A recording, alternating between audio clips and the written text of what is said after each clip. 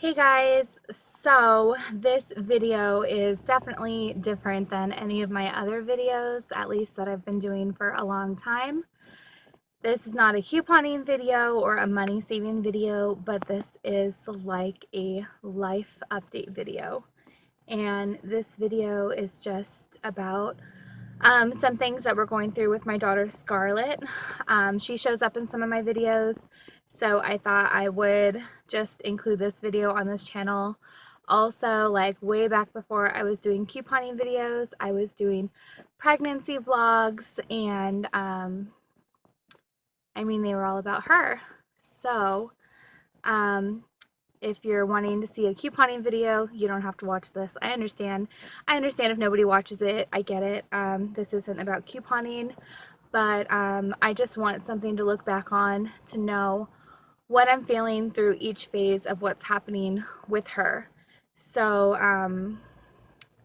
backstory with Scarlett, she was born in 2011, and when she was born, she was perfect. Like, she was 8 pounds, 20 inches long. She didn't take to breastfeeding very well because I didn't get my milk supply until she was 7 days old. So it took a whole week for my milk to come in, which was a really long time. She ended up being on formula, and I had a lot of, I don't know, I struggled with her a lot. She cried a lot as a baby. But everything was fine with her health until she was about 6 months old. So when she was 6 months old, that's when we started solid food, but she really showed no interest in it. So from starting pureed, like little jars of food, never did she ever finish one full jar of baby food. So she's always had a low intake of food. Like even her bottles, she never had a whole 8 ounces of bottle of formula. Like she always took in small amounts of food more frequently. She just wasn't a big eater, and she didn't gain a lot of weight. So she was still pretty healthy at about 6 months old. Her weight was pretty normal, but from then she just stopped gaining weight. So when she was a year old, when she was a year old, she weighed 15 pounds and 14 ounces. So she was just under doubling her birth weight. And normally, the average child doubles their birth weight between 5 and 6 months old. So she hadn't even doubled it, and she was a year old. So we knew right away that maybe there's something wrong. She just wasn't gaining weight. She wasn't taking in a lot of calories, which is what I thought the reason was. So we just kept trying to give her as many calories as possible. She started, I don't know if it was at that point or a little bit later, she started on Pediasure to like help her gain weight. But yeah, 1 year she was 15 pounds, 14 ounces. So at this point we were referred to genetics. So they did a genetic screening on her. It took like 2 months for the test results to come back. They thought due to her facial features and her ears, they're like cupped like that, that is a sign of having a genetic disorder. So she was referred to genetics, and after all of that testing, it was just a blood test. They also did measurements of her body, of her proportions, and took into account the things she'd done, when she started walking, when she started talking. All of that was average, when she got her first tooth, that kind of stuff, and all of that was normal. But just her weight was not normal.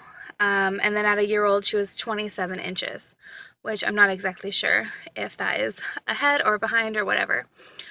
But genetics came back with nothing. So when she turned 2, she was 20 pounds, 6 ounces. So that was a pretty good year for her. She gained about 5 pounds, which is really good. She was just behind, but she was on her own growth curve. She had gained 5 pounds, which was great. She had also gained 5 inches. She was 32 inches at this point. So from 1 to 2, everything was fantastic. Then at 2, everything stopped again. So I'm sorry, I'm looking down at notes right now. At about 2.5, we noticed she hadn't been gaining any weight. She wasn't growing at all. So she also had a lot of food aversions. She only wanted to eat food that was crunchy and hard, like Mainly her diet consisted of pretzels, tortilla chips, tortillas, and toast, and like, so just bread. And then she also liked lettuce, like plain lettuce, nothing on it, and carrots and apples, just things that were hard and crunchy. She didn't want any sauces, dressings, or any of those things. So we were seeing a nutritionist, but everything they were recommending was things that were things she wouldn't eat, like dipping your carrots in ranch dressing, putting dressing on the salad, but she would not eat any of those foods. So at 2.5, we put her into feeding therapy. So she would go once a week and work with a therapist and try to eat better. But it did start helping a lot. She started taking yogurt, which she didn't do before. She started string cheese, which she didn't do before. So in this time, we're also giving her Pediasure so that she can get some extra liquid calories in since she wasn't eating them. But at 3 years old, she was exactly 23 pounds. So she had gained less than 3 pounds that year. And she had grown 2 inches. So 2 to 3 was a low year for her. Anyways, fast forward to now. Right now, she is 5 years old, and she is 30 pounds, 9 ounces, and 38 inches. So if you have a kid, I don't know if you do or not, but that's pretty small. They say the average 4-year-old is 40 pounds and 40 inches. So she is 5, and she's 30 pounds exactly, and 38 inches. So the reason we've gone back to the doctor is last July she was 31 pounds. So it's been 9 months and she's actually lost 1 pound, which is not normal for a kid her age. Normally they should be growing 4 to 5 pounds a year. And I say normally, objectively, there is no, I mean, I guess there is an average, but who's to say what is normal? Every child is different. I understand that.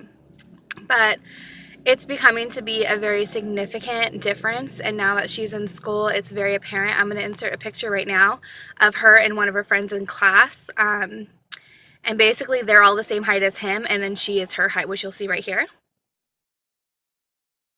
So there is a big difference in the height between her and her friends at school, and you know, that's okay. She is smaller. I was a little concerned that she would get picked on because she is so small, but that hasn't happened. What has happened is more they kind of mother her and they kind of take care of her because she's the little one. They treat her like she's younger than she is. So, I mean, it annoys her a little, but she gets babied a lot at school. But they're not mean to her. They're just careful around her.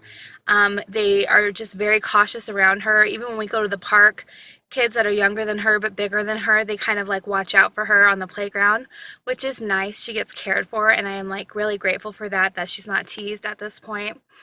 But we are referred to endocrinology. So mainly that's like what I'm struggling with is we went to endocrinology. She had a bone scan done of her hand where they take an x-ray of her hand to determine her bone age. And her bone age is 3 years old. So she's 2 years behind in her bone age. So if you take in a 3-year-old's height and weight, she's actually perfect. She's just 2 years behind. So what happens with a delayed bone age is that they're 2 years behind, so a normal person would stop growing at the age 15. But since she's 2 years behind, she'll keep growing until 17. And then eventually she'll reach her maximum height, which would be like an average height. But her endocrinologist is thinking that she has something called growth hormone deficiency.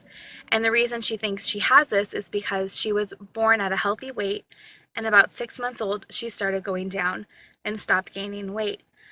And at this age right now, she's like really started to lose weight, which is not good either. And it's not just her weight, it's her height. She's short stature, so she's pretty short for her age as well. I will insert some pictures of her and her sister right here, just for reference. Her sister is 2.5.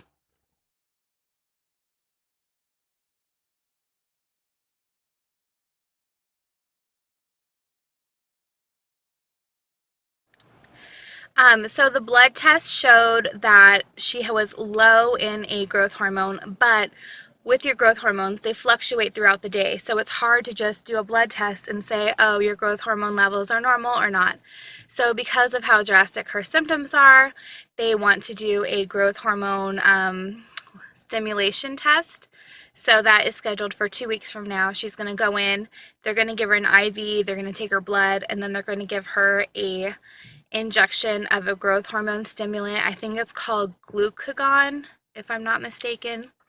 And she'll be there for 3 hours in the clinic setting. So they have almost like in the movies when you see someone going through chemo and then there's like the beds all around in a circle. It's kind of a room like that, but it's pediatrics, so they have toys and like coloring and TVs and stuff like that. But she'll be there for 3 hours, and they'll take blood every so often from her IV. At this time, they're also going to be taking blood for genetics because they're going to run a new genetic screening that wasn't available 3 years ago when she went before.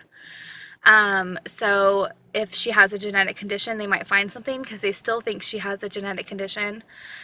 They think she has the growth hormone deficiency, which would be determined by that test as well. They're also taking blood from her because they think that she has celiac disease, which is a whole nother thing. She was referred to gastroenterology when she was 2. She had a blood test which showed she was IgA deficient, which means that her body doesn't produce a antibody called IgA that is in your mucous membrane, so like your nasal, your mouth, your stomach lining, that kind of thing that protects your body from bacteria and fights against that. She is missing that antibody that does that, so she is more susceptible to getting colds and flus and stomach viruses, which I've noticed. She has spent a lot of her life sick, unfortunately, but you wouldn't be able to tell. She's such a happy girl.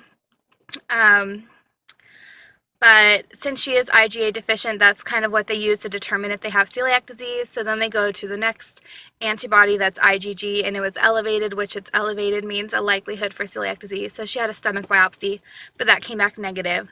So now all of a sudden this week we went to the GI, which we were asked to come back to, and they said, hey, that level was high.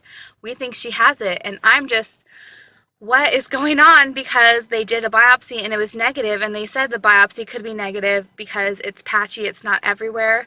There could be damage just in certain spots and not in other spots. So they might want to repeat the test, and I'm just like, I really don't want to put my daughter through another stomach biopsy, especially since she has no symptoms for celiac disease except for not gaining weight. She has no like gastrointestinal symptoms. Just every symptom they were saying of celiac disease, she doesn't have it. The only thing she has is poor growth. So it's kind of frustrating, but they're doing a specific test that is brand new, which is crazy because medicine is always changing. This test, they didn't have it years ago. They didn't have it 1 year ago, and it is a specific test for celiac disease if you are IgA deficient. So it's a test specifically built for her pretty much to determine if she has celiac disease or not. So on February 8th, we're going in, and she's having her growth hormone stimulation test. She's having blood drawn for her genetic screening for genetic disorders, and she's having her blood drawn for her test to see if she has celiac disease. So I am just trying to hold it all together and take it one day at a time, not get too ahead of myself, but I have all of these what ifs in my mind. What if she has a genetic disorder? What if she has celiac disease? Like, what if she has growth hormone disorder? Are we going to do growth hormone injections?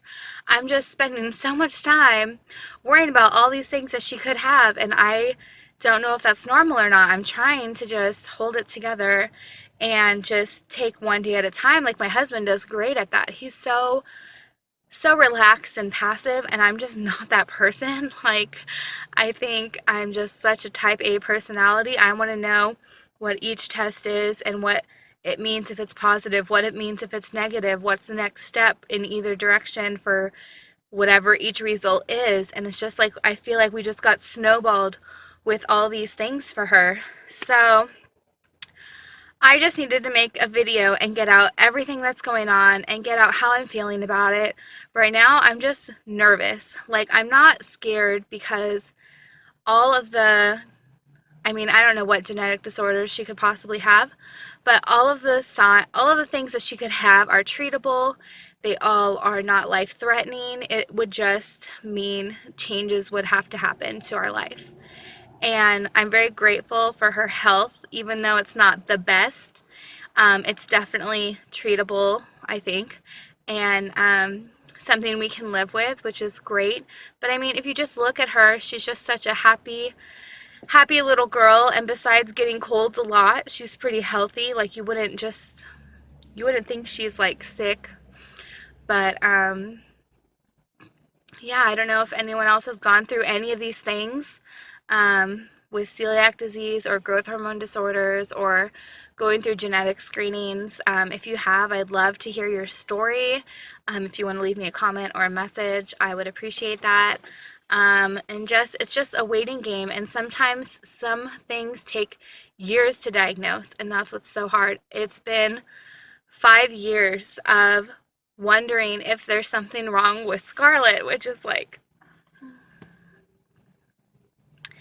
it's so hard because, I mean, so far, nothing's really been wrong with her except for being small and getting colds, which every kid gets colds, you know.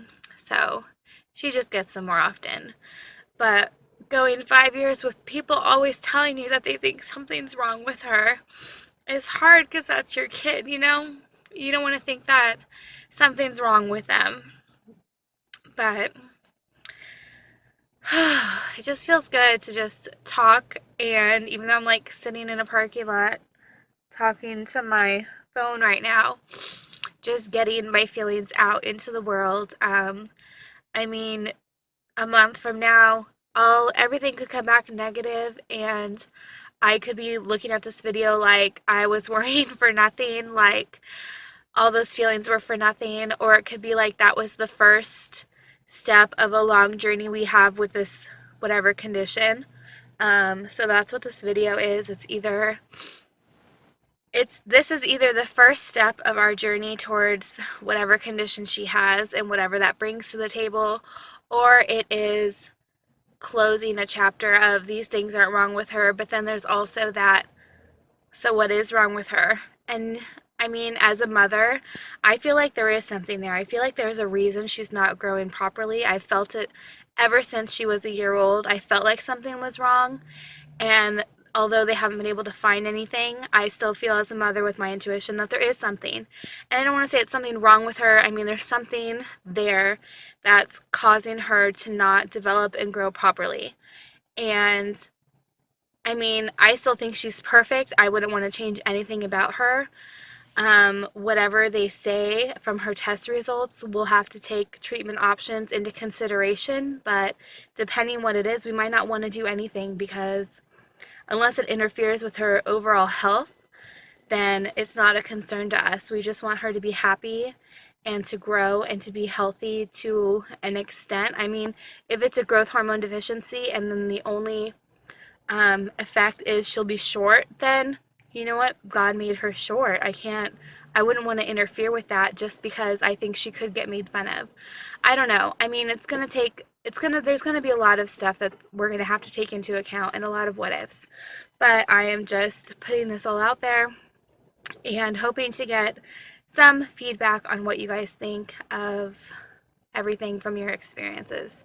So thank you for watching. I might do an update again in a few months or something, but I'm not going to be posting these videos all the time, so it's not going to be like coming into your feed all these like crying, like talking vlogs. I will be couponing and doing grocery hauls and all that stuff, but I just wanted to put this out there because that's what's going on, and that is why I haven't been on a regular schedule with my regular life, because we have all this stuff thrown into our life now. So thank you for watching, and I will talk to you guys later.